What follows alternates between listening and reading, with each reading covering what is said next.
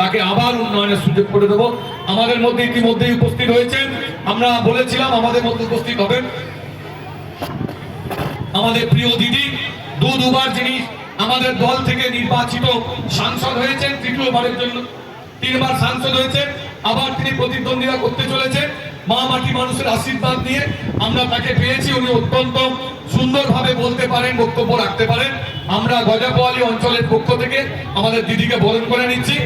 আমাদের অরুণিমা গজাপোয়ালি অঞ্চলের যিনি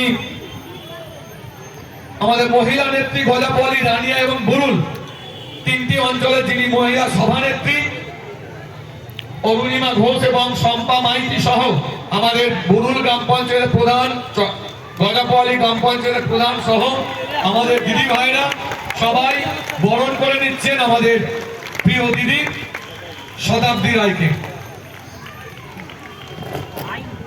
ওনার অনেক ব্যস্ততা আছে, সমস্ত ব্যস্ততার মধ্যে উনি আজকে এসেছেন, তাই আমরা খুব বেশি সময় ওনার নিতে পারবো না। আমি এখন সরাসরি বক্তব্য রাখার জন্য অনুরোধ করব, যার জন্য অধীর অপেক্ষায় আমরা আছি, যাকে দেখার জন্য আমার মায়েরা, বোনেরা, দিদিরা উদ্বেগ হয়েছিলেন, আমাদের সেই প্রিয় দিদি শতাব্দী রায় মহাশয়কে তার মূল্যবান বক্তব্য রাখার জন্য অনুরোধ করছি। নমস্কার, আপনাদের সবাইকে শুভ কামনা জানাই। এত দূরে বসেছেন কেন আপনারা? দূরবীন দিয়ে দেখার মতো হয়ে গেছে। আপনারা জানেন যে আগামী 1 তারিখ নির্বাচন। আজকে সত্যি আমাদের অনেক আরো মিটিং আছে, তার থেকে বেশি ভয় হচ্ছে আকাশের দিকে তাকায়, কখন বৃষ্টি হচ্ছে, কখন কি অবস্থা। তাই জন্য তাড়াতাড়ি মিটিং এবং আপনাদের সঙ্গে কথা বলাটা জরুরি। আপনারা জানেন যে আগামী 1 তারিখ লোকসভা নির্বাচন, 7ম দফা এবং শেষ দফা।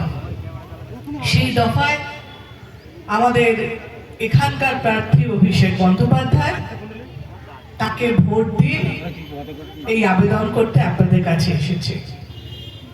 দেখুন, অভিষেক বন্দ্যোপাধ্যায় যদি আপনাদের সাংসদ হয়, আপনি যাকে ভোট দিচ্ছেন তার নাম যদি অভিষেক বন্দ্যোপাধ্যায় হয়, আপনি যাকে ভোট দিয়েছেন আগের বার, তার আগের বারও, সে যদি জোড়া ফুলের প্রার্থী হয়, এর থেকে ভালো এবং এর থেকে খুশির কথা আপনাদের জন্য আর কিছু হতে পারে না।